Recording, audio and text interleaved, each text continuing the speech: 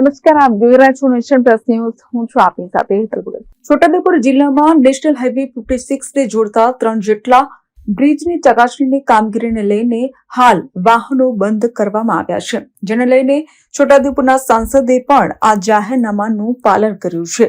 સાંસદ જશુભાઈ રાઠવાએ આ બ્રિજ ચાલીને પસાર કર્યો છે, જે અંતર્ગત સામેપાર સુરખેડા ગામે પંચાયત ઘરના લોકાર્પણ કાર્યક્રમમાં સાંસદ જઈ રહ્યા હતા, જેમાં બ્રિજની ચકાસણીને લઈને વાહનો માટે આ બ્રિજ બંધ કરાતા ખુદ સાંસદે પણ આ જાહેરનામાનું પાલન કર્યું છે, જે અંતર્ગત સાંસદ જશુ રાઠવા સાથે નારાયણ રાઠવા, મુકેશ પટેલ સહિત આગેવાનો અને અધિકારીઓ પણ ઉપસ્થિત રહ્યા છે.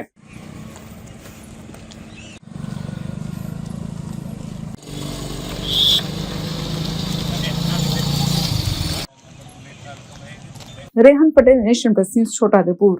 સમાચારોના સતત અપડેટ મેળવવા માટે અમારી નેશન પ્લસ ન્યૂઝની યુટ્યુબ ચેનલને સબસ્ક્રાઇબ કરો, બેલ આઇકન દબાવો અને જોડાયેલા રહો ફેસબુક, ઇન્સ્ટાગ્રામ અને ટ્વિટર પર.